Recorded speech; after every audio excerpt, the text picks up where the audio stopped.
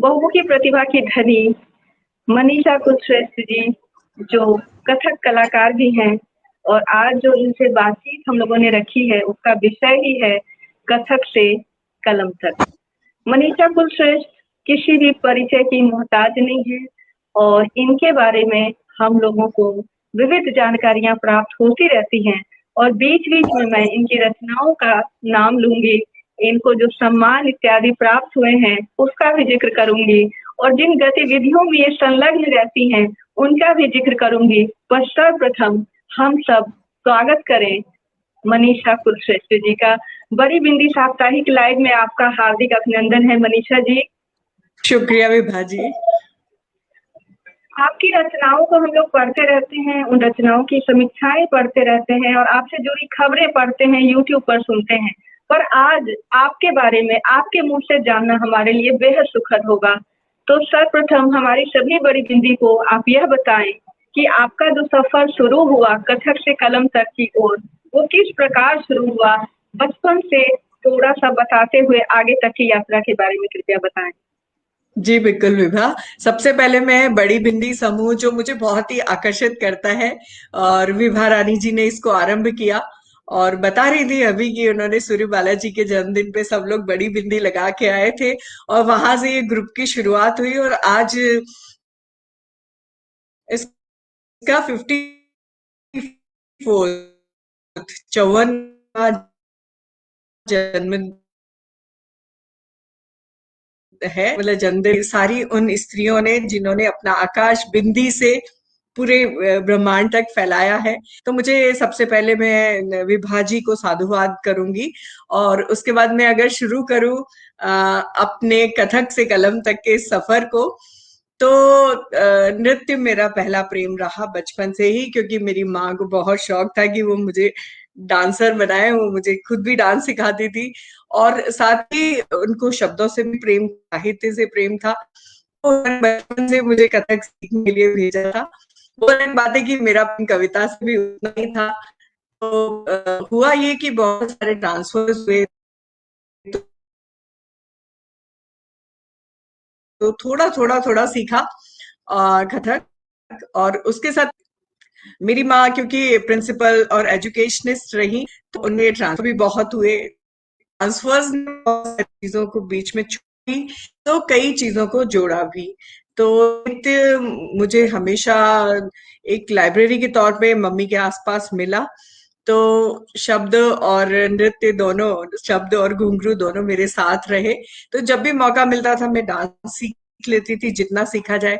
और साथ में क्योंकि माँ कविता लिखती थी तो माँ से कविता लिखना सीखा। बचपन से ही 8वीं क्लास से ही कविता लिख रही हूँ। तो शुरू में मुझे लगता है हर लेखक कविताएं लिखता है और उसके बाद धीरे धीरे उसकी गद्य की समझ मजबूत होती जाती है। तो कविता से गद्य की ओर आना मुझे इसलिए लगा कि कविता में आप सांकेतिकता में बात करते हैं, और क्योंकि मुझे जीवन से प्यार था और जीवन के समूचे परिदृश्य से समूचे, जैसे कि अगर हम कथक में भी बात करें तो जो नृत्य नाटिका है और जो नृत्य है और जो नृत्य है और जो नृत्यांग, जो अभिनय का, नृत्यांगों में जो अभिनय का हिस्सा है, तो उन दोनों में मुझे नृत्य से अधिक अभिनय अच्छा लगता था जहां जीवन रहता है। तो मुझे लगता है कि इसलिए मुझे गद्य की जगह पद्य, कविता की जगह गद्य मुझे आकर्षित किया और धीरे धीरे मैं गद्य की तरफ मुड़ती चली गई। और अगर मैं अपनी यात्रा की बात करूं तो बचपन तो ऐसे ही बीता। कई कितनी बार मैंने अपनी रचनाएं मैगजीन्स को भेजी और सखेत वापस आ गई, और उसके बाद भी मेरा प्रयास जारी रहा। उसके बाद शादी हो गई, शादी के बाद फिर से ट्रांसफर। तो एक यायावरी मेरे हिस्से आई थी समूचे जीवन के। तो उस जीवन में जितना हो सका मैंने कथक सीखा। पर दुर्भाग्य ये रहा कि मैं विशारद भी मैंने ऐसे टुकड़ों में जरूर किया। मेरे गुरु रायगढ़ घराने के भगवान दास जी रहे और उनके सानिध्य में मैंने विशारद तो किसी तरह कर लिया, लेकिन हुआ ये कि मैं कभी परफॉर्मेंसेस नहीं कर पाई। तो मैं डांस क्रिटिक बन के रह गई और फिर मैंने बिरजू महाराज पे किताब लिखी। तो मुझे लगता है कि ये सफर इस तरह से मेरा कथक से कलम तक क्यों साथ साथ चलता रहा।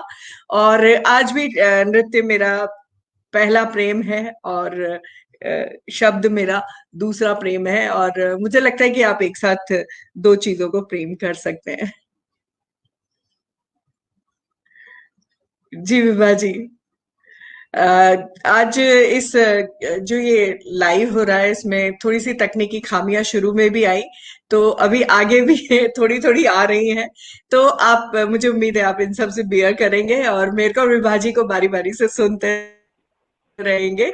तो विभा जी, मैं मैंने अपना सफर जो रहा कथक से कमल का कलम का, तो मैंने जी मैम बात कविता की हो रही थी और नृत्य की हो रही थी, और मुझे लगता है कि संपूर्ण साहित्य में भाव का बहुत महत्व है और कथक में भी भाव का बहुत महत्व है।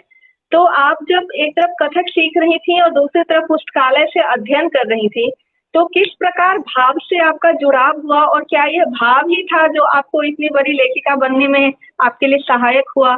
क्या था मैम, थोड़ा स्पष्ट करिए प्लीज। बिल्कुल।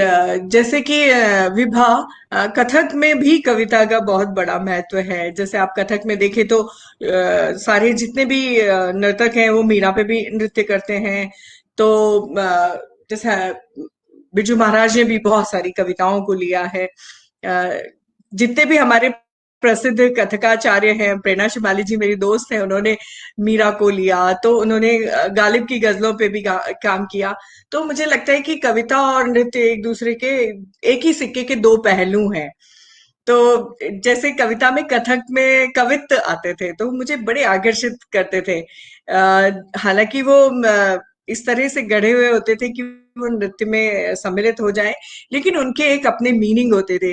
जैसे कृष्ण और राधा की छेड़छाड़ हो, या विरह का कोई गीत हो, या फिर माँ और पुत्र का, कृष्ण और राधा के बीच में जो माखन चोरी को लेके डांट और पुचकार और रोना धोना दोनों के बीच में होता है, माँ और बेटे के बीच में। तो वहां हर जगह कविता थी, हर जगह एक अलग किस्म का भाव था। तो मुझे लगता है कि जब मैं कविता में आई और मैंने कथक को मंच पे परफॉर्म करने की जगह मैंने कथक का अध्ययन ज्यादा किया। जब मैं विशारद करी थी तो मैं अपने गुरुजी के यहाँ जाती थी, तो सब लोग कथक के जो पैरों के संचालन है उसमें बहुत रुचि ले रहे होते थे। वहीं मैं दूसरी जगह उनके लाइब्रेरी में जितनी भी कथक की किताबें होती थी वो उठा के लाती थी, और कथक के इतिहास को पढ़ने में, कथक की तकनीक को पढ़ने में, या कथक में जितने कथकाचार्य हुए हैं, जैसे चक्रधर महाराज ने बहुत सारी रचनाएं लिखी हैं, तो उन रचनाओं के बारे में पढ़ने में, तो मेरी रुचि किताबों में कथक को लेके जो शास्त्र है उसमें बहुत ज्यादा होती थी। तो मुझे लगा कि किताबों की रुचि और कथक की रुचि इस तरह से मेरे साथ में चली कि बाद में मैं एक डांस क्रिटिक ज्यादा बन गई, डांसर की जगह। मैम ये आपने बहुत अच्छी जानकारी दी कि आपने कथक के सैद्धांतिक पक्ष को मजबूती प्रदान की, और उसकी बहुत जी आवश्यकता है, क्योंकि ज्यादातर लोग उसके व्यावहारिक रूप का ही अभ्यास कर रहे हैं। विशेष रूप से जो नई पीढ़ी है उसमें सैद्धांतिक पक्ष का जी अभ्यास करने वाले लोग कम हो रहे हैं। तो इस दिशा में भी आपने बहुत महत्वपूर्ण कार्य किया है, और ये मुझे लगता है कि बहुत सारे लोगों को नहीं मालूम होगा।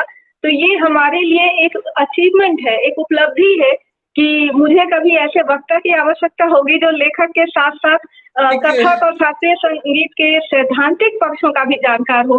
तो मैं जरूर आपको ही याद करूंगी। और मैम इसमें एक आपका जो मुझे बुक दिखाई दे रहा है, जो बिरजू लय कला वैचारिकी पर पुस्तक है, तो यह जो लय कला जी वैचारिकी है इसका भी मुझे लगता है कि कथक के सैद्धांतिक पक्ष से ही कोई संबंध है। बिल्कुल, थोड़ा सा इसमें बिरजू इसकी महाराज की, जानकारी हमारी बड़ी बिंदियों को दीजिए मैम।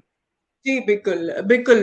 विभा, ये किताब मेरी मूलतः रजा फाउंडेशन के तहत, जो उन्होंने युवा कला आलोचकों को उन्होंने ये फेलोशिप देते हैं, रजा फेलोशिप, तो मुझे डांस क्रिटिक के तौर पे ये फेलोशिप मिली थी। और मुझे जिम्मेदारी दी गई थी कि मैं बिरजू महाराज के तकनीकी पक्ष पे काम करूं, और उन्होंने जो कथक को नया दिया है, उनका जो जीवन रहा, और उन्होंने जो अपने जीवन में अपने तीनों चाचाओं, मतलब पिता और दो चाचाओं से जो सीखा, और उनका जो मिश्रण बन के बिरजू महाराज उभरे, उस पे मैंने उस पुस्तक में लिखा है। और उसके अलावा बिरजू महाराज का को लय सम्राट कहा जाता है, और उन्होंने लय को लेके इतने प्रयोग किए हैं कि वो अंतरिक्ष में ग्रहों का जो अलग अलग चक्र हैं या अलग अलग ग्रह अलग गतियों से चलते हैं, उस पे उन्होंने नृत्य नाटिकाएं की। उन्होंने जो आकाशवाणी में स्पूल होते हैं, तो उन्होंने उल्टे चक्कर के साथ में उसमें उन्होंने नृत्य नाटिकाएं की। और उन्होंने लय को इतनी बारीकी से पकड़ा कि उन्होंने लय को लेके बहुत सारे प्रयोग किए। बिरजू महाराज का ही कहना है कि हाँ, जो प्रकृति में हर चीज लय में चलती है, तो मनुष्य की देह का जो है, उसमें जो धड़कनें हैं वो भी एक लय में चलती हैं। तो उन्होंने लय का बहुत ही बारीकी से, कहते हैं कि उनके उनकी देह ही एक लय से बनी हुई है, तो लय का उनको बहुत गहन जानकारी है, उनको लय सम्राट कहा जाता है। तो उस पे मैंने पूरा उस पे एम्फेसाइज किया। और इसके साथ ही मैंने, बिरजू महाराज ने, वैसे कथक जो पुराने जमाने में जब किया जाता था, तो कथक एकल का श्रृंगार होता था, यानी उसमें कथक अकेला नर्तक किया करता था भरी सभा के सामने, और उसके साथ में दो तबला वादक और या हारमोनियम पे लहरा बजाने वाले लोग हुआ करते थे। तो बिरजू महाराज ने इस कथक को नृत्य नाटिकाओं में बदला, उन्होंने एक प्रयोग किया। उनको ये लगता था कि उनके जितने स्टूडेंट्स हैं सब उन सबको मंच मिले। तो ये होता था कि भाई एक एक को मंच मिल रहा है या प्रसिद्धि नहीं मिल पा रही है, उनको एक्सपोजर नहीं मिल रहा है, तो उन्होंने इसका एक हल निकाला। उन्होंने नृत्य नाटिकाएं तैयार की। हालांकि कथक में पहले भी नृत्य नाटिकाएं फिल्मों में आती थी, या अगर हम बहुत पहले कहें तो उदय शंकर जी ने अपना जो इंडियन क्लासिकल नहीं था, वो भारतीय एक नृत्य की कला थी उदय शंकर जी की, उसमें वो नृत्य नाटिकाएं किया करते थे। तो वहां से और थोड़ा बिरजू महाराज के शिष्यों की आवश्यकता के चलते उन्होंने नृत्य नाटिकाओं को दोबारा से स्थापित किया एक बैले के फॉर्म में। उन्होंने बहुत सारी नृत्य नाटिकाएं दी, तो जैसे रति कामदेव की दी, उन्होंने बहुत सारे इस तरह के माइथोलॉजी से लेके बहुत सारे विषयों पे किया। इसके अलावा भी उन्होंने कल पुर्जों पे भी नृत्य नाटिका की। उन्होंने खो खो को लेके, खो खो का खेल होता है उसको लेके नृत्य नाटिका की, ओलंपिक्स में जब उन्होंने अपनी परफॉर्मेंस दी थी। तो इस किताब में मुख्यतः उनकी जो उन्होंने जो नृत्य नाटिका को एक नया स्वरूप प्रदान किया, जिसे हम बैले कहते हैं वेस्टर्न म्यूजिक वर्ल्ड में, तो उस बैले को उन्होंने भारत में एक अलग तरीके से दोबारा से स्थापित किया। तो इस किताब में वो सब चीजें हैं, कुछ उनका जीवन है, कुछ उनकी नृत्य की तकनीक है, कुछ उनका अभिनय के बारे में है, तो कुछ उनकी बहुत सारी ऐसी चीजें हैं, कुछ विरोधाभास हैं उनकी तकनीक में भी, उन सब पे बात की गई है। तो ये किताब एक मुकम्मल तौर पे बिरजू महाराज के ऊपर है, बिरजू लय नाम है जिसका। मैम, आपका काव्य संग्रह है प्रेम की उम्र के चार पड़ाव, और कथक से आपका गहरा संबंध है, और बात कथक की हो रही है, भाव की हो रही है, लय की हो रही है, तो निश्चित रूप से प्रेम में ये सब कुछ है। तो प्रेम की उम्र के चार पड़ाव जो आपका संग्रह है, यदि उस संग्रह से आप कुछ प्रेम कविताएं प्रस्तुत करेंगे तो ज्यादा बेहतर तरीके से हम कथक और कलम को समझ पाएंगे। बिल्कुल बिल्कुल, मैं कुछ ऐसी कविताएं लेती हूँ जहाँ पे कविता और जीवन दोनों हो।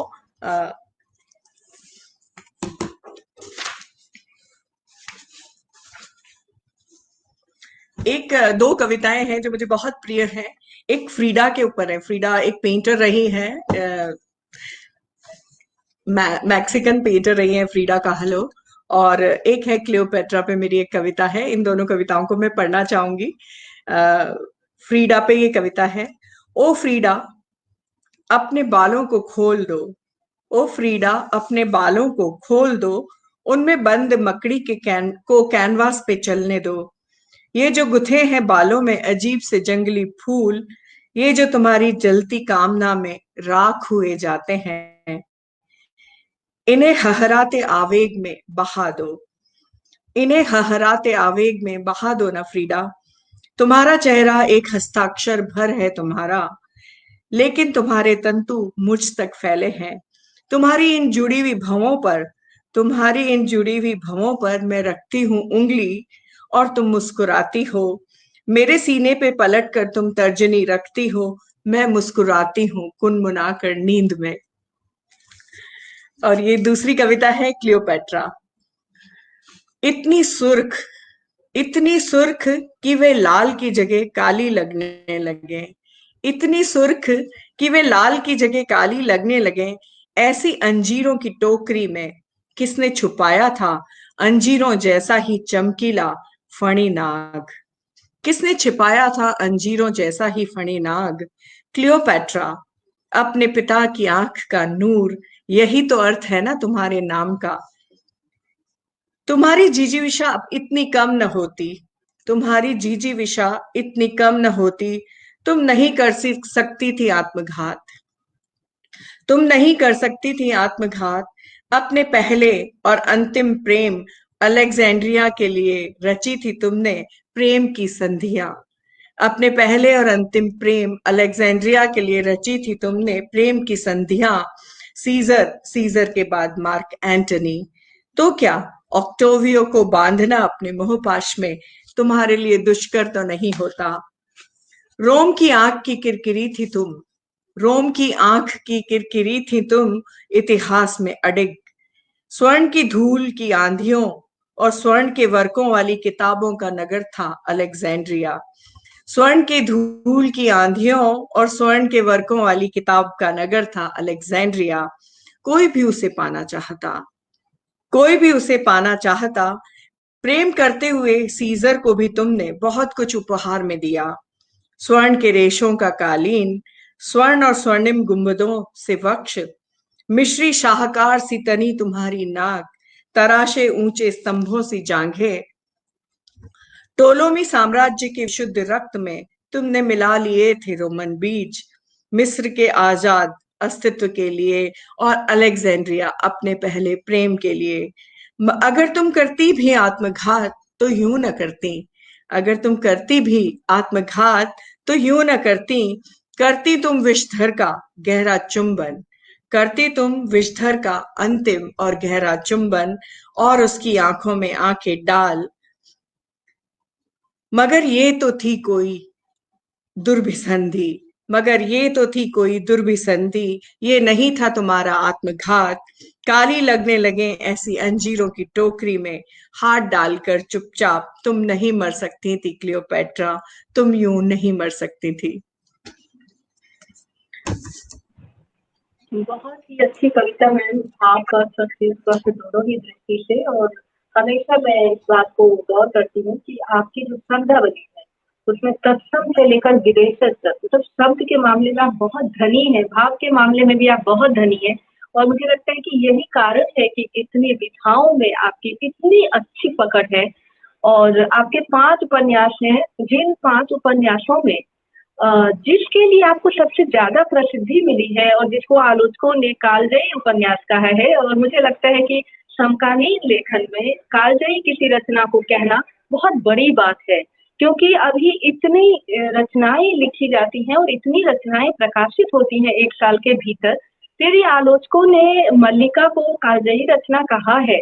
और मल्लिका के कारण आपकी जो एक, मैं कह सकती हूँ कि विश्व स्तर पर एक विशेष प्रसिद्धि हुई है। तो उस उपन्यास को लिखने का विचार कैसे आया और उस की रचना प्रक्रिया क्या रही, उस पर थोड़ी सी बातचीत यदि आप करेंगे तो हमें बहुत कुछ जानने को मिलेगा। बिल्कुल विभा जी। मल्लिका, दरअसल जब हम भारतेंदु जी की जीवनियां पढ़ते हैं तो जब भी, जैसे कोर्स में भी थी कुछ जीवनियां, और हर बार जब भी मल्लिका का जिक्र उनमें आया तो 2-3 पंक्तियों में बहुत अजीब शब्दों में आया। जब भी मैंने मल्लिका के बारे में उनकी जीवनियों में पढ़ा तो 2 चीजें मेरे जहन में अटक गई थी, जिनको मैं हर बार कोट भी करती हूँ कि भारतेंदु की जीवनी में गुलाब में कांटा और चंद्रमा में कलंक, ऐसे करके मल्लिका को रेखांकित किया गया। या मल्लिका ही नहीं, उनकी सभी प्रेमिकाओं को इस तरह से रेखांकित किया, जबकि मल्लिका उनकी म्यूज थी, उनकी प्रेरणा थी और उनकी प्रेरक तत्व, उनकी प्रेरणा, प्रेरक ऊर्जा थी उनके अंदर की। तो मुझे लगता है कि किसी ऐसे व्यक्ति को आप चंद्र में कलंक या गुलाब में कांटा कैसे कह सकते हैं? तो मुझे वहां से ये लगा। और उसके पहले, बहुत पहले साप्ताहिक हिंदुस्तान में मल्लिका के बारे में छपा था। उसके बाद कथा देश में मल्लिका के उपन्यास के अंश छपे थे और वो बांग्ला संदर्भों में इतने सुंदर ढंग से लिखे हुए थे कि मुझे लगा कि अरे इस तरह का गद्य भी हिंदी में लिखा गया। और बाद में जाके मुझे पता चला कि मल्लिका तो परीक्षा गुरु से पहले उपन्यास लिख चुकी है। तो मुझे ये बात बड़ी चौंकाने वाली लगी कि हमें ना हमेशा पहला उपन्यासकार उपन्यास हम परीक्षा गुरु को मानते हैं, लेकिन उसके पहले मल्लिका कुमुदनी लिख चुकी थी। वो अलग बात है कि वो छपी बाद में। तो मुझे ये लगता था कि कोई इस तरह की लेखिका थी जिसको हमने अपने अतीत के वर्कों में छुपा दिया। कोई तो इस तरह की पितृसत्ता रही जिसने उस लेखिका को आगे नहीं आने दिया। भारतेंदु का इतना नाम हुआ, भारतेंदु के बराबर उनके साथ में जो खड़ी थी, उनकी जो प्रेरणा थी मल्लिका। ठीक है, ये मैं मान सकती हूँ कि मल्लिका और भारतेंदु का साथ बहुत कम रहा, लेकिन मल्लिका से भारतेंदु ने बहुत सारे काम कराए, बहुत सारे अनुवाद कराए। बहुत सारे अनुवाद बंकिम के जो भारतेंदु जी के नाम से छपते हैं वो मल्लिका ने लिखे थे। तो मुझे लगा था कि ऐसी एक स्त्री, ऐसी एक रोशनी जिसको दबा दिया गया, उसको मैं दोबारा से प्रकाशित करूं। तो मुझे लगा कि मुझे मल्लिका पे लिखना चाहिए। और संयोग से उन दिनों में वेस्ट बंगाल में मेरे हस्बैंड की पोस्टिंग थी, और हम उसी उसी जगह के आसपास काफी घूम रहे थे। तो बंगाल का वो माहौल और मल्लिका को लेके बार बार जो मेरे अंदर बीज पड़ चुका था, तो उस माहौल में मैंने मल्लिका के बचपन को किसी तरह से उस माहौल से प्रभावित होकर मैंने उसमें मल्लिका के बचपन को गढ़ा। फिर मैंने और भी चीजों की रिसर्च की, और मैंने फिर भारतेंदु और मल्लिका के जीवन पे काफी पढ़ा, और उसके ऊपर मुझे लगा कि मुझे उपन्यास लिखना चाहिए। तो मैंने उपन्यास लिखा। और संयोग ये हुआ कि उन दिनों मेरा बनारस जाना नहीं हुआ, लेकिन मैं उनके घर के फोटोग्राफ इस तरह से देख सकी कि जो इंटरनेट पे भी उपलब्ध है, कुछ दोस्तों ने भी उपलब्ध कराए। तो इस तरह से पूरा एक परिदृश्य बना मेरे अंदर। और उन्हीं दिनों राजपाल ने मेरे से कहा कि आप एक उपन्यास दीजिए जो हमें निकालना है। उन्होंने मुझे इतना कम समय दिया, तो जो 3 साल मैंने मल्लिका को अपने अंदर आत्मसात किया, उसको मैंने 3 महीनों में उस उपन्यास को लिखा। और उस उपन्यास को लिख के मैंने दिया। उसके ऊपर जब भारतेंदु जी के घर में कार्यक्रम हुआ, तो वहां पे कभी किसी ने जो फोटो भेजे थे उनमें किसी सीढ़ी का जिक्र नहीं था। तो मेरे उपन्यास में मल्लिका एक बाहर की कोई सीढ़ी से घुस के और भारतेंदु जी के अध्ययन कक्ष तक सीधे पहुंचती थी। तो जब मैं वहां बैठी थी तो किसी ने मुझे कहा, ये जो सीढ़ी है भारतेंदु जी के कक्ष में सीधे पहुंचती है। तो मुझे इतनी हैरानी हुई कि ये मेरे अंतस में कैसे ये बात जगी कि ऐसी कोई सीढ़ी होगी जिसमें मल्लिका मन्नों से बिना टकराए, जो भारतेंदु जी की पत्नी थी, उनके उल्हाने सुने बिना वो भारतेंदु जी के कक्ष में जाती होंगी। तो इस तरह की बहुत सारी संयोग मेरे अंदर बने और पनपे कि क्योंकि मल्लिका के बारे में बहुत कम मिलता है। विवाह इतना कम मिलता है कि 2-2 3-3 लाइंस मिलती है, या फिर जब सब सुनी सुनाई बातें मिलती हैं। तो जितना मैं अगर कहूं कि मेरे पास रिसर्च 20% थी, तो गल्प मैंने 80% गढ़ा। और ज्यादातर उसमें कल्पनाएं हैं। वो जितनी चिट्ठियां हैं बंकिम चंद्र को जो मल्लिका लिखती हैं, वो सब मेरी कल्पनाएं हैं।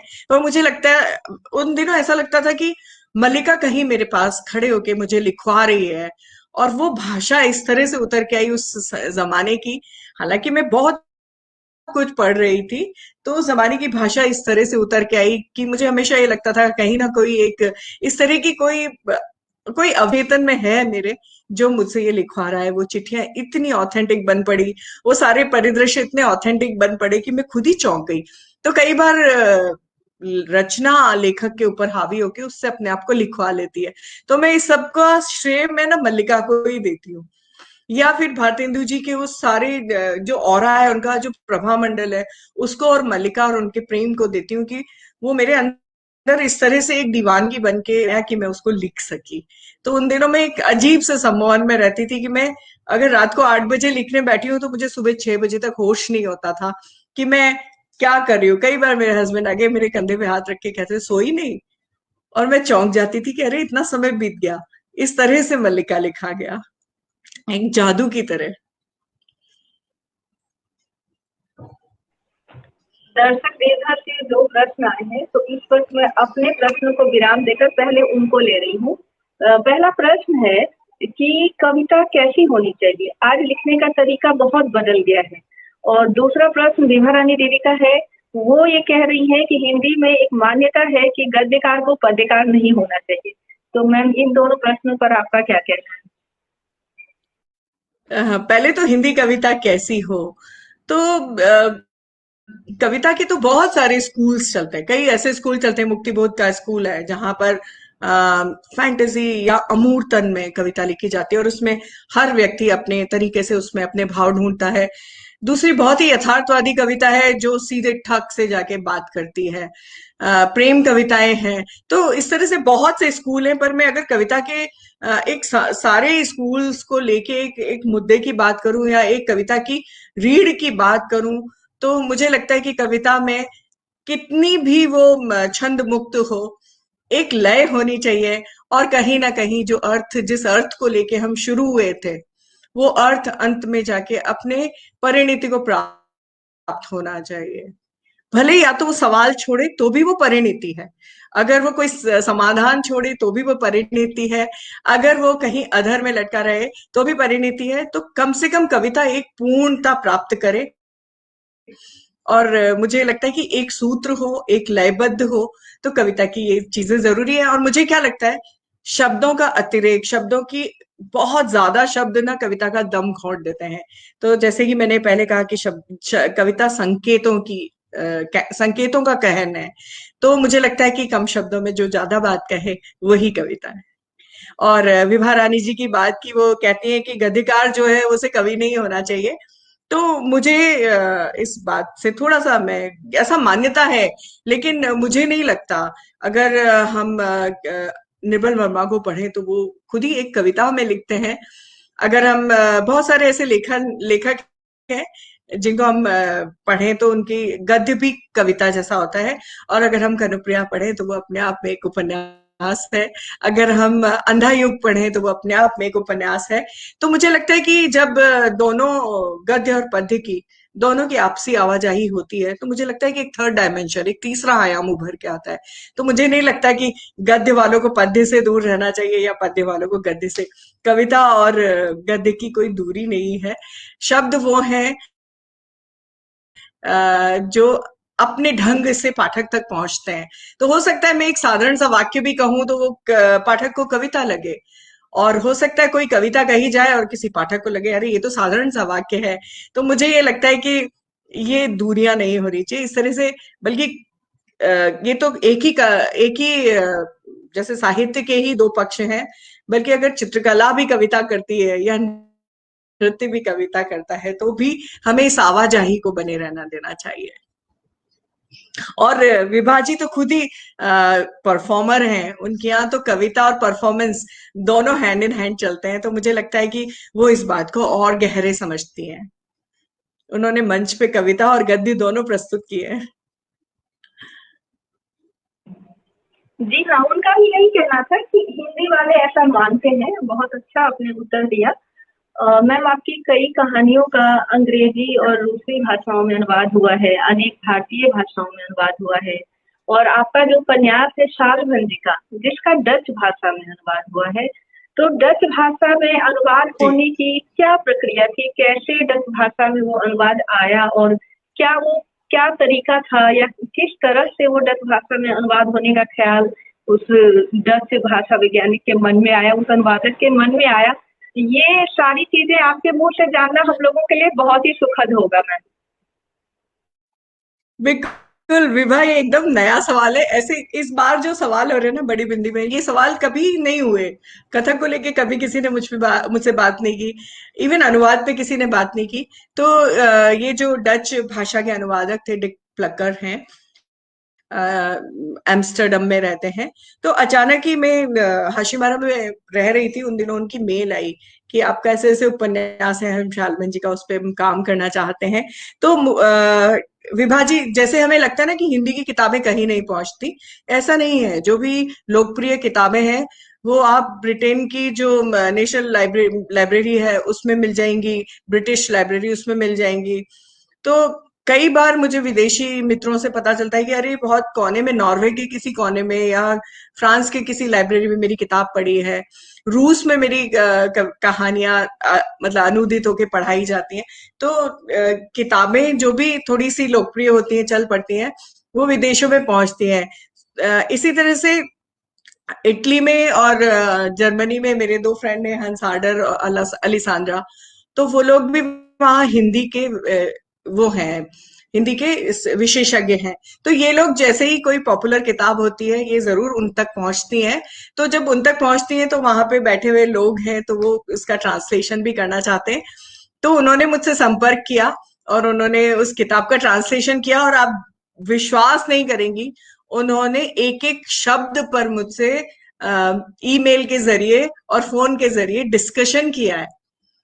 जहां भी उन्हें लगा कि अरे ये क्या शब्द है, तो उन्होंने मुझसे इतने, मतलब वो लोग परफेक्शनिस्ट होते हैं, वो एक भी शब्द को अंदाज पे नहीं छोड़ देते। जैसे मैंने देखा हिंदी में अनुवाद होते हैं कई विदेशी किताबों के, तो अगर आप मूल पढ़ो और हिंदी का पढ़ो तो उन्होंने अर्थ का अनर्थ भी किया होता है, लेकिन वो लोग लेखक से डिस्कस करते हैं, वो लेखक से बाकायदा डिस्कशन करके। इस तरह से उन्होंने पूरी किताब एक साल भर में की और मुझसे लगातार संपर्क में रहे। और उसके बाद क्योंकि एम्स्टर्डम मैं नहीं जा सकती थी, तो उन्होंने वहां उसका लोकार्पण किया। बाकायदा 150 लोग वहां पे इकट्ठे हुए, और डच किसी हिंदी भाषी ने वहां से कुछ पंक्तियां लेके उस पे संगीत भी बनाया, और उन्होंने गिटार पे उसे गाया, और इस तरह से बहुत ही सुंदर माहौल में उस किताब का लोकार्पण हुआ। तो ऐसा हमारे यहाँ नहीं होता कि कभी भी कोई किताब को इतनी तवज्जो दी जाए कि ना हम किसी विदेशी किताब का अनुवाद करें और उसको हम अपने यहाँ इतनी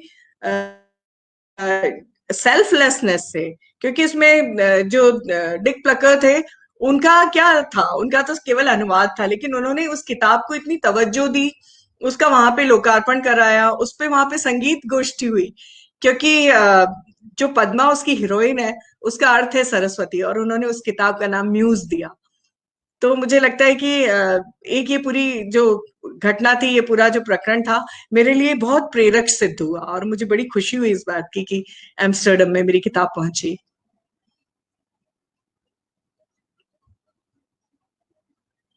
मैम ये तो हुई बात आपकी रचना की, पर आप स्वयं एक अनुवादक भी हैं। ये हम लोगों का बहुत बड़ा सौभाग्य है कि आज एक वर्सेटाइल पर्सनैलिटी हमारे बीच हैं, जिन्होंने एक और शास्त्रीय नृत्य का शिक्षण लिया हुआ है और उसकी सैद्धांतिकी को इतने अच्छे से आत्मसात कर रखा है, और दूसरी तरफ उन्होंने साहित्य की विविध विधाओं को अपने साथ रखा है, और उसके बाद अनुवाद। क्योंकि जो अनुवादक होता है वो फुल टाइम अनुवादक होता है, बहुत बड़ी जिम्मेदारी होती है। जी। तो एक और आपकी रचनाओं के अनुवाद और दूसरी ओर आपका अपना अनुवाद कार्य, आपने माया एंजेलो के की आत्मकथा का अनुवाद किया है। इसके अतिरिक्त भी आपने लैटिन अमेरिकी लेखकों के मतलब कई कई रचनाओं के आपने अनुवाद किए हैं। तो इसका मतलब ये है कि आप अन्य भाषाओं में भी उतनी ही सक्षम है। मैं ये बार बार कह रही हूँ कि आप जितना भाव के मामले में समृद्ध है, उतनी भाषा के मामले में है। यह जो आपने समृद्धि हासिल की है वो किस तरह से की है, क्योंकि आज के जो युवा हैं उनको बहुत कुछ सीखने को मिलेगा आपकी बातों को जान करके। मैम ये जो अनुवाद करने का ख्याल है वो कैसे आया, और कैसे आपने इन भाषाओं को इतना साधा कि उसको आप हिंदी में लेकर आ पाई, प्लीज बताएं मैम। विभा, पहली बात तो ये मैंने जैसे लैटिन अमेरिकी भाषा के जो अनुवाद थे वो अंग्रेजी से हिंदी में किए हैं। तो ऐसा नहीं है कि मुझे और भाषाएं आती है, मुझे अंग्रेजी से हिंदी अनुवाद अच्छे से आता है। तो वो किताबें मैंने जैसे अर्जेंटीनी किताबें बोर्खेस की, तो वो मैंने अंग्रेजी से हिंदी में की। तो इतनी भाषाओं का ज्ञान नहीं है मुझे, लेकिन जब भी वो कोई किताब अंग्रेजी में उपलब्ध होती है तो अंग्रेजी से हिंदी में मैंने की। और एक पत्रिका आया करती थी, अगर आप मुझसे पूछें कि मैंने शुरुआत कैसे की, तो अन्यथा नाम की एक पत्रिका आया करती थी। उसको डॉक्टर वहां पे एक अमेरिका में डॉक्टर थी प्रभजोत, उन्होंने वो निकालती थी। तो उन्होंने जब भवजोत, सॉरी डॉक्टर भवजोत थी, वो निकालती थी। तो उन्होंने मुझसे कहा कि मनीषा, ये लातिन अमेरिकी लेखक मामाडे हैं, इनके इस उपन्यास का अंश हमारे लिए कर दो, माया एंजेलो का अनुवाद हमारे लिए कर दो। तो इस तरह से उन्होंने मेरी अनुवाद की यात्रा शुरू की। और मैंने बहुत पहले कहीं निर्मल जी को पढ़ा था। निर्मल जी इतने बड़े लेखक होते हुए भी बहुत अनुवाद करते थे। तो मैंने ये जानने की कोशिश की कि निर्मल जी अनुवाद क्यों करते थे। तो मेरे को उनकी कई कई जो उनकी किताबें हैं उनमें इस तरह से पता चला कि जब भी लेखक के अंदर कहीं ये लगता है कि कहीं स्टेलनेस आ गई है, कहीं कुछ पानी रुक सा गया है। रचना तो एक बहते पानी का नाम है, रचना प्रक्रिया। तो जब कई बार राइटर्स ब्लॉक आ जाता है, आपके अंदर कोई पानी रुक जाता है, तो वो जो दिन है, जो रुके हुए दिन है, उसमें अनुवाद सबसे ज्यादा मुफीद रहता है। जब आप अनुवाद करते हैं तो आपके अंदर छोटी छोटी छोटी खिड़कियां खुल जाती है और आप दूसरे जहान में झांकने के लायक होते हैं, और आपको शब्द को बरतने का भी एक नया ढंग पता चलता है। तो मेरे अंदर एक ये भी स्वार्थ रहा कि मैं जब भी राइटर्स ब्लॉक आता था, या जब भी लगता था अंदर कुछ रुक गया है, मैं कुछ नया नहीं लिख पा रही हूँ, तब मैं अनुवाद किया करती थी। और इस बहाने भाषा को नए ढंग से बरतने का तरीका पता चलता था, नए तरीके के फ्रेजेस पता चलते थे। तो इस तरह से अनुवाद काम मेरा चलता रहा। और मैंने और भी बहुत सारी चीजें अनुदित की हैं। अभी अभी मैंने सिल्विया प्लाथ का वो कविता लेडी लाजारस का अनुवाद किया था। तो अनुवाद में अपने अंदर रुके हुए पानी को बदलने के लिए करती हूँ।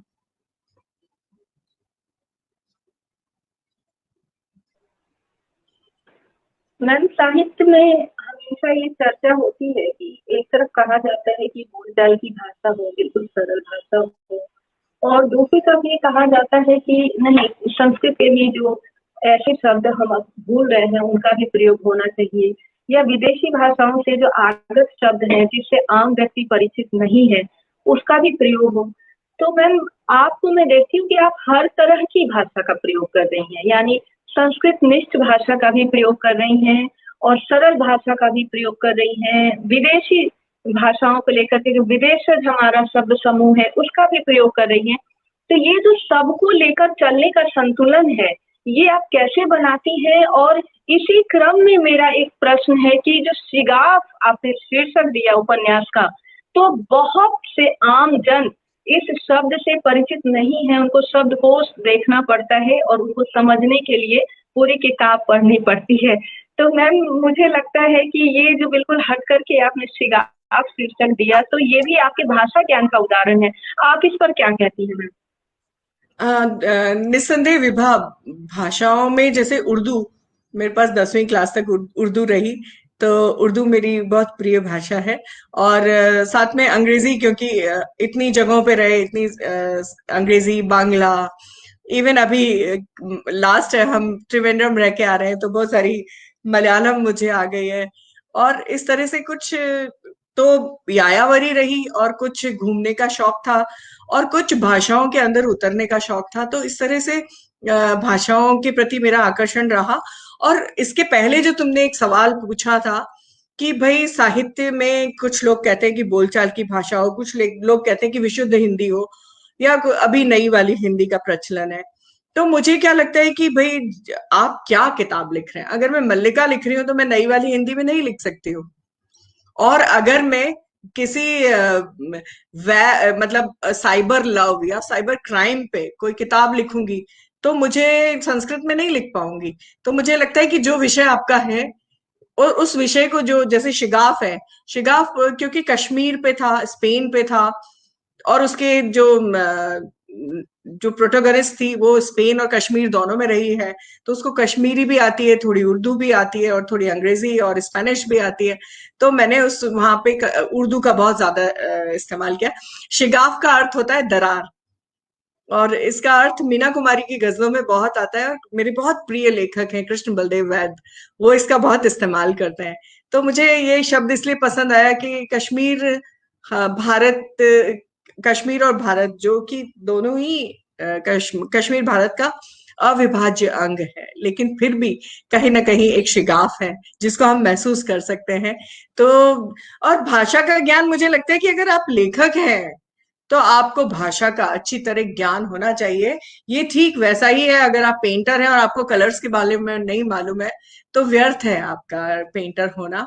या आपको रेखांकन शेडिंग्स के बारे में नहीं पता है तो आप कैसे पेंटर हो सकते हैं। अगर आप डांसर हैं तो आपको लय और ताल के बारे में पता होना चाहिए, सुर के बारे में पता होना चाहिए। तो इसी तरह भाषा तो एक लेखक का टूल है, उसको उस भाषा को बरतने के कई तरह के ढंग आने चाहिए, कई तरह के स्ट्रोक्स लगाना आना चाहिए, तब आप एक मुकम्मल लेखक बनते हैं। तो बात यह है कि आप जो विषय चुने उसके अनुरूप, अगर मैं एक सेब बना रही हूँ या मैं कोई आसमान बना रही हूँ तो मैं उसके अनुरूप रंग लूंगी। हो सकता है कई बार मैं विरोधाभासी रंग भी लूं। तो मुझे लगता है कि ये लेखक के ऊपर निर्भर है कि वो कैसी भाषा का इस्तेमाल करता है अपनी किस किताब के लिए। मैम आपकी 7 कहानी संग्रह हैं और कुल 51 कहानियां हैं जो अब तक प्रकाशित हैं, बाकी तो आप अभी लिख रही हैं। तो मैम इन कहानियों में कोई ऐसी कहानी जो आपको स्वयं बहुत प्रिय हो, उस पर आप थोड़ी सी चर्चा करिए मैम, ताकि हमारी सभी बड़ी बिंदी उससे परिचित हो सके। मेरी सबसे प्रिय कहानी लगती है मुझे स्वांग, क्योंकि जो स्वांग कहानी है वो मेरे बचपन की कहानी है। हमारे शहर में एक बहरूपिया रहा करता था, गफूरिया। तो उस गफूरिया की कहानी है, और वो समय ऐसा था कि जब लोग भेष बदल के और लोगों का मन बहलाया करते थे। तब लोक कलाओं में रुचि एक आम गृहिणी भी लेती थी, और लोक कलाकारों को अपने जो दर्शक होते थे राह चलते मिल जाते थे। मोहल्ले की स्त्रियां इकट्ठे होके उस बहरूपे की उस कला को देखती थी और उसको अपनी तरह से रिवॉर्ड देती थी। तो मुझे लगता है कि जो लोक कलाओं को लेके जो मेरी एक बेहतरीन कहानी है उनमें से स्वांग है। और क्योंकि बहरूपिया कला अपने आप में एक बहुत ही समृद्ध कला है जो धीरे धीरे मरती जा रही है। राजस्थान की बहुत सारी ऐसी कलाएं हैं, लोक कलाएं, जो धीरे धीरे मरती जा रही हैं। तो मुझे लगता है कि ऐसी उन कलाओं पे बहुत सारी कहानियां लिखी जानी चाहिए। और ये कहानी इसलिए भी मुझे प्रिय है कि इसको पढ़कर हमारे देश के और मेरे राज्य के सबसे बड़े लेखक बिजी जो थे, उन्होंने मुझे फोन किया। उन्होंने मुझे फोन करके कहा कि जो विजयदान देथा जी हैं, जिनका सब नाम जानते हैं, दुविधा कहानी पे पहेली फिल्म बनी है, तो उन्होंने मुझे फोन करके आशीर्वाद दिया। और उन्होंने कहा काश ये कहानी मैंने लिखी होती। तो ये शब्द इतने बड़े थे मेरे लिए कि ये कहानी के साथ में उनका आशीर्वाद बन के मेरे साथ रहते हैं। और बल्कि उन्होंने खुद बहरूपिया कला पे बहुत बड़ी कहानी लिखी है, इतनी बड़ी कहानी है, और उस पर अगर हम जिक्र करें तो उस पर एक बहुत बड़ा लेख बन सकता है। तो वो इतने बड़े खुद एक कथाकार, उन्होंने मुझे इस कहानी पे आशीर्वाद दिया तो मुझे बहुत खुशी हुई। और मुझे लगता है कि हर एक व्यक्ति को अपने आसपास जो लोक कलाएं हैं जिसको देख के हम बड़े हुए और जिनको हम मरते हुए देख रहे हैं, उन पे कहानियां लिख के कम से कम उन्हें थोड़ी सांसें और देने की कोशिश करनी चाहिए।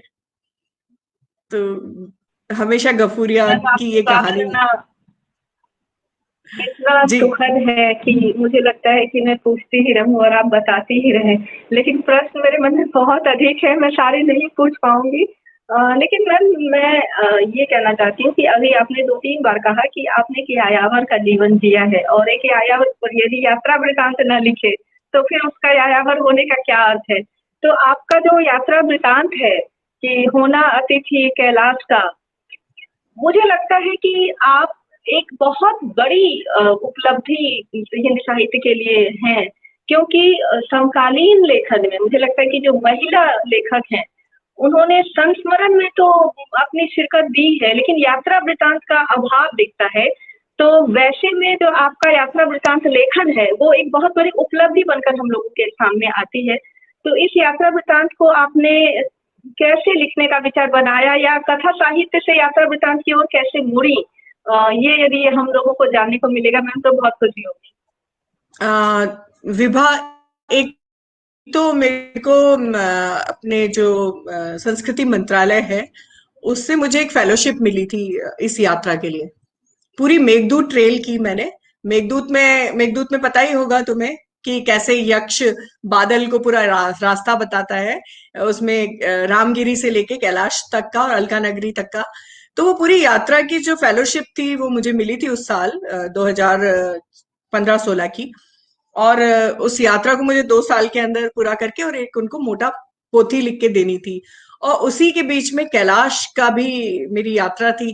तो जब मैं वो पूरी पोथी लिख रही थी और उनको फेलोशिप के लिए देनी थी, वो पूरी पोथी भी आएगी छप के, वो भी पूरा इतना मोटा, जो उज्जैनी से लेके और पूरा राम टेकरी नागपुर से लेके सरगुजा छत्तीसगढ़ से लेके जो मैं कैलाश तक गई हूँ, वो पूरी यात्रा भी आएगी, जिसमें शिव और बुद्ध दोनों पैरेलल चलते हैं। ये कितनी हैरानी की बात है, जहां जहां शिव है वहां वहां बुद्ध भी है।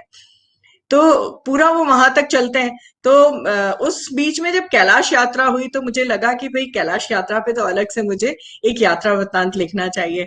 तो जो फेलोशिप मिली तो मुझे लगा यात्रा वृत्तांत में लिख सकती हूँ, क्योंकि मैंने उनको अपने चैप्टर्स लिख के भेजे, अपनी थीसिस भेजी, तो बड़ी रोचक बन पड़ी थी। तो मुझे लगा इसमें से मुझे कैलाश का हिस्सा निकाल के अलग से किताब छापनी चाहिए। तो मैंने उसमें कैलाश वाला हिस्से को और अपने अनुभवों से, बारीक अनुभवों से बढ़ाकर उसको छपाया। और सच में लोगों को बहुत पसंद आया, क्योंकि वो यात्रा है ही ऐसी। विभा जो भी कैलाश जाएगा जैसे, और ऐसा नहीं है कि हिंदी में लेखिकाओं ने यात्रा वृत्तांत नहीं लिखे हैं। मुझसे पहले इन्होंने अपने आ, एक पहले भी 2-3 यात्रा वृत्तांत महिलाओं ने लिखे हैं। मुझे भी यह नाम नहीं आ रहा। एक युवा लेखिका है, उसने अपनी यूरोप यात्रा पे एक बहुत सुंदर किताब लिखी है।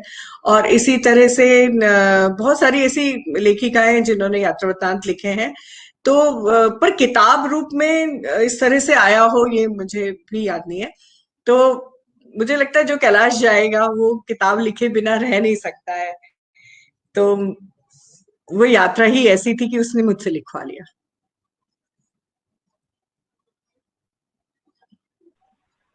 जी हाँ मैम, मेरे कहने का भी यही तात्पर्य था कि यात्रा वृत्तांत कम लिखे गए हैं महिलाओं के द्वारा। और मैं यहाँ पर अपनी बड़ी बिंदियों को बताना चाहूंगी कुछ उन सम्मानों के बारे में जो मनीषा कुलश्रेष्ठ को मिले हैं। और इनका काम इतना अधिक है कि इनको और भी सम्मान मिलने चाहिए। और इनके सम्मानों की सूची बहुत लंबी है, मैं सबका जिक्र तो नहीं कर पाऊंगी, पर हाँ कुछ एक नाम लेना चाहूंगी, जैसे कि कृष्ण बलदेव ब्रैक फेलोशिप, रांगे राघव पुरस्कार, डॉक्टर घासीराम वर्मा पुरस्कार, Krishna Pratap Katha Samman, Gitanjali Indo French literary prize, jury award, Praja foundation fellowship, senior fellowship, संस्कृति मंत्रालय का बनमाली कथा सम्मान, के बिरला फाउंडेशन का प्रतिष्ठित बिहारी सम्मान, ढींगरा फाउंडेशन अंतर्राष्ट्रीय कथा सम्मान, इंदु शर्मा कथा सम्मान, बहुत सारी इनको जो कह सकते हैं हम की प्रतिष्ठाएं प्राप्त हुई हैं और ये डिजर्व करती हैं। और इनका अभी लेखन जारी है, इनकी गतिविधियां जारी है, बहुत सारी गतिविधियों में सक्रिय हैं, जैसे कि south Asian language institute Heidelberg Germany में इनका उपन्यास सिगाफ का अंश पाठ व आलेख प्रस्तुति हो चुका है। और 9वें विश्व सम्मेलन में जोहान्सबर्ग में इनकी शिरकत हो चुकी है। और सबसे पहली जो हिंदी वेब पत्रिका है हिंदी नेस्ट, उसकी भी संपादक हैं। तो मनीषा जी आप इतना सारा काम कर रही हैं भाषा के लिए, साहित्य के लिए, संस्कृति के लिए, कि निश्चित रूप से हम लोग आभारी हैं। इस बीच दर्शकों के बीच से 2-3 प्रश्न आए हैं। विभा रानी मैम का एक प्रश्न है कि क्या आप कथक में भी आगे अपना परफॉर्मेंस देंगी, क्या समाज को इसका लाभ आप देंगी। और एक दर्शक का प्रश्न है कि नवोदित साहित्यकार जो हैं, विशेष रूप से महिला साहित्यकार, उनको आप क्या साहित्य, कैसा साहित्य पढ़ने की सलाह देंगी। और इसके साथ साथ एक फरमाइश भी है कि कथक का कोई छंद या कवित्र आप प्रस्तुत करें। तो एक साथ मैंने 2-3 प्रश्न रख दिए हैं मैम, कृपया इन सब का समाधान करें।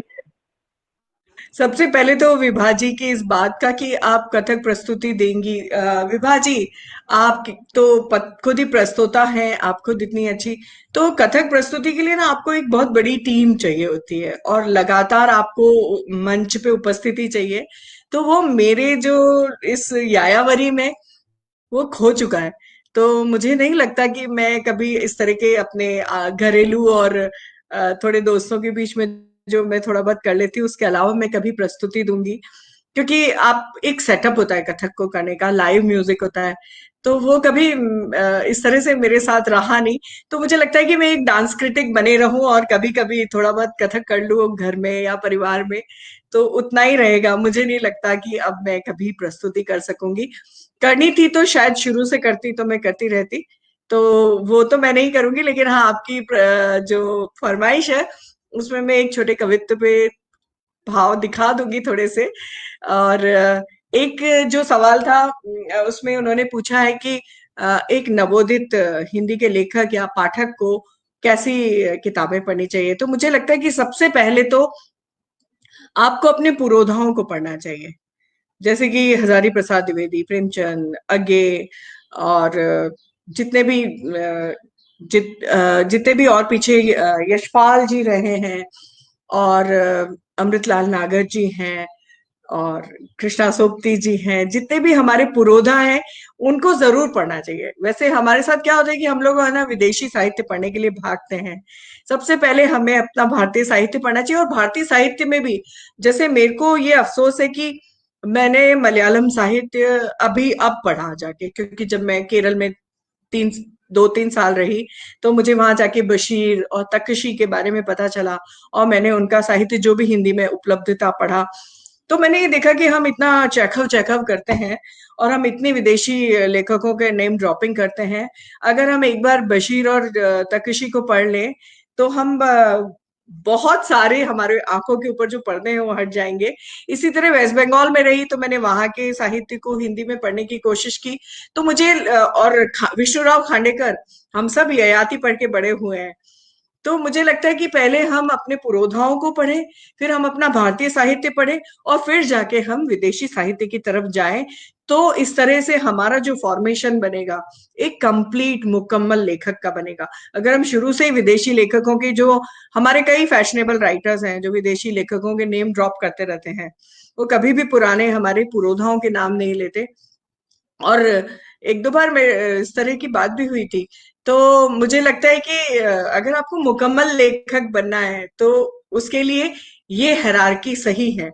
जिस जिस तरह से मैंने जैसे शुरू से 8वीं क्लास में विष्णुराव खांडेकर को पढ़ लिया था, शिवानी तो हम पढ़ते ही थे। उसके बाद में जैसे शिवानी को पढ़ के जब मैंने शैलेश मटियानी जी को पढ़ा, तो मुझे लगा नहीं, शैलेश मटियानी जो पहाड़ लिखते हैं वो ज्यादा ऑथेंटिक है। इसी तरह से और आगे आगे आप जब पढ़ते जाते हैं, अपने पुरोधाओं को पढ़ के जब आप आगे बढ़ते हैं, फिर भारतीय साहित्य और फिर विदेशी साहित्य, तो जो होराइजन बढ़ता है उसके कई डायमेंशंस होते हैं। लेकिन आप सीधे विदेशी पढ़ेंगे और अपने माहौल में रहेंगे तो आप उसको कनेक्ट ही नहीं कर पाएंगे। तो जब भी आप इस तरह की चीज लिखेंगे तो वो आपके दर्शक पाठकों से कनेक्ट ही नहीं होगी। तो इसलिए पहले अपनी जमीन को जानना जरूरी है, उसके बाद हम आसमान को जाने, तो आप एक पूरे के पूरे परिदृश्य को क्रिएट कर सकते हैं। मैंने एक आखिरी प्रश्न की, आप अपनी प्रेरणा किसे मानती हैं? मैं अपनी प्रेरणा एक नहीं, मैं तो अपने आप को एकलव्य मानती हूँ, जिसके बहुत सारे द्रोणाचार्य थे। जो सबसे पहले मैं बात करूं तो हाँ, मुझे निर्मल वर्मा पसंद थे। लेकिन जिस तरह से मैंने कई लोगों को देखा कि जिन्हें निर्मल वर्मा पसंद होते हैं वो उनकी कॉपी करने लग जाते हैं। तो मैंने कभी, जैसे निर्मल जी हैं, कृष्णा सोपती हैं, उनको मैंने पढ़ा, उनको मैंने गुना, लेकिन कभी वो वैसा लिखना मैंने अपने उसमें नहीं। मृदुला गर्ग जी मेरी प्रेरणा है। और कहूँ तो बहुत सारे सारे मेरे जितने सीनियर्स हैं, मैत्रेयी जी हैं, नासिरा जी हैं, चित्रा मुदगल जी हैं, कृष्णा सोपती है। तो मतलब कोई एक प्रेरणा नहीं हो सकता। लेकिन हाँ, अगर मैं जिनसे जिनसे मैंने खूब डांट खाई और जिनसे मैंने काफी लिखना सीखा, या तो उनका मैं अगर नाम लूं तो प्रियमवद है, जिन्होंने कहा कि ऐसा नहीं लिखा जाता, ये क्या है। तो मतलब जिनसे सीखा, अगर आप, और उसके पहले कृष्ण बलदेव वैद, उनकी लेखनी भी मुझे बहुत पसंद है। तो मुझे लगता है कि एक लेखक को कोई एक प्रेरणा नहीं बनाती है। जब आप लिखने बैठते हैं तो बहुत सारे आपके द्रोणाचार्य आपके आसपास होते हैं जो आपको एकलव्य बनाते हैं। मैम, जाते जाते युवा पीढ़ी के लिए आप क्या कहना चाहेंगी, क्योंकि आज एक ऐसा वातावरण निर्मित हो रहा है जिसमें बच्चों में पढ़ने की प्रवृत्ति कम हो रही है और इसकी भरपाई करने के लिए साहित्य को हम लोग यूट्यूब इत्यादि बहुत सारे साइट पर लेकर आ रहे हैं, उसको हम लोग वर्चुअल बना रहे हैं, लेकिन फिर भी जो साहित्य, अब मान लीजिए जो झूठा सच है, जब तक उसके दोनों खंडों को कोई विद्यार्थी ना पढ़े, वो यशपाल को उस रूप में नहीं समझ सकता है। तो आप क्या प्रेरणा देना चाहेंगी, क्या ऐसी टिप्स देना चाहेंगी कि हमारी जो युवा पीढ़ी है भारतीय साहित्य की भांति समझ सके? देखिए विभा जी, मैं ये सोचती हूँ कि जिसको जिस चीज को पढ़ना होता है या जिसकी जो रुचि होती है वो वहां पहुंच ही जाता है। मैंने कई ऐसे आईआईटियंस भी देखे हैं जो बहुत चाव से विदेश बैठ के, मैंने हिंदी ने किस लिए शुरू किया था, इसीलिए कि बहुत दूर तक हिंदी की पहुंच पहुंचे। तो विदेशों से बहुत सारे आईआईटियंस होते थे जो कहते थे मनीषा दीदी हमें निर्मल जी का कुछ पढ़ना है, हिंदी नेस पे आप डालिए।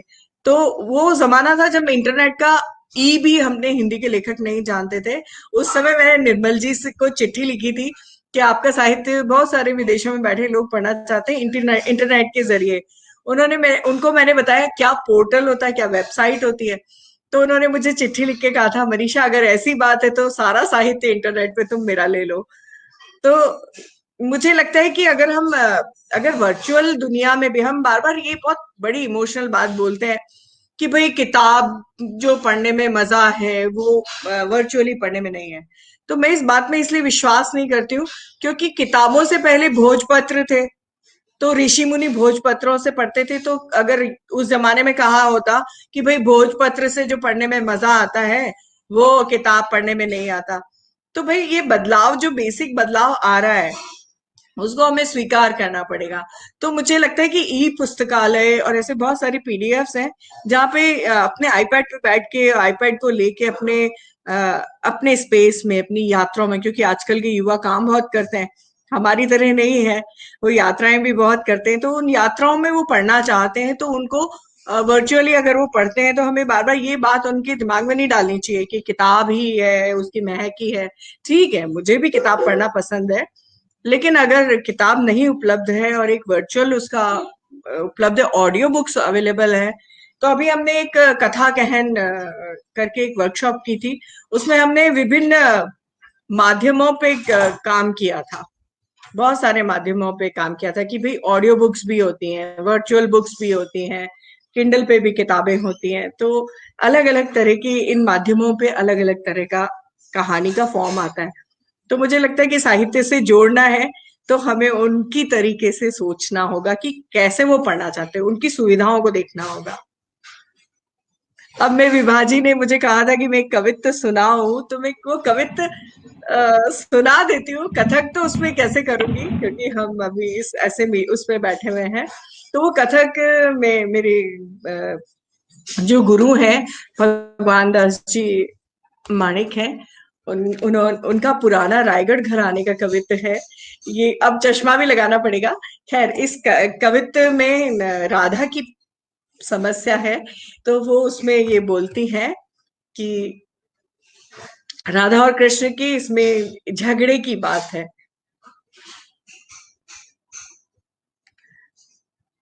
उसमें राधा कहती हैं, एक दिना में ग्रह सो निकसी, पहन के चीर कसुम्भी साड़ी।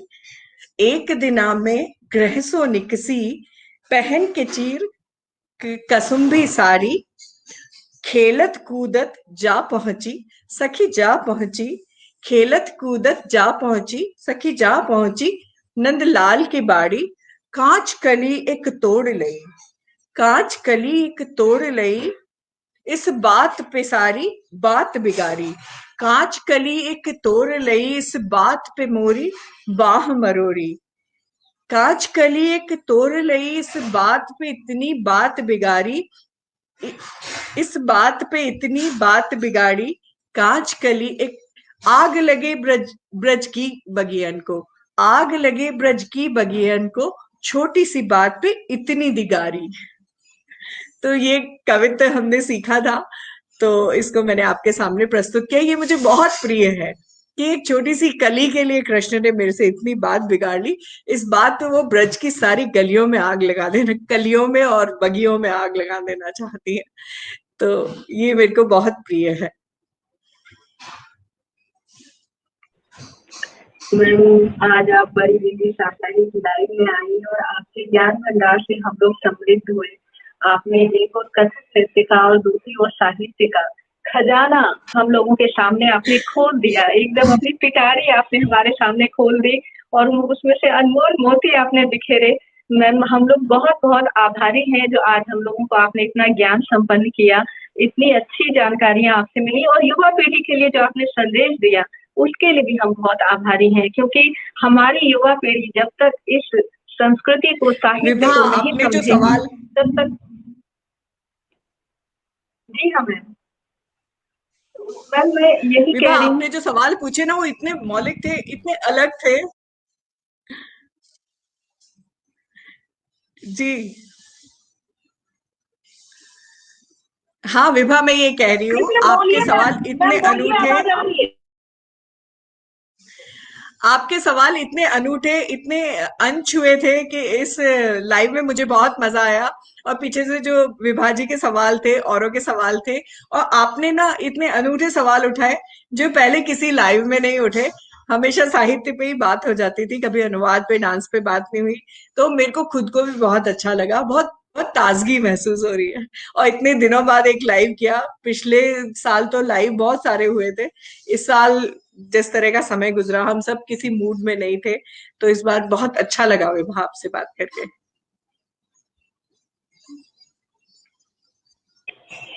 हमारे लिए ये बहुत सुखद है मैम।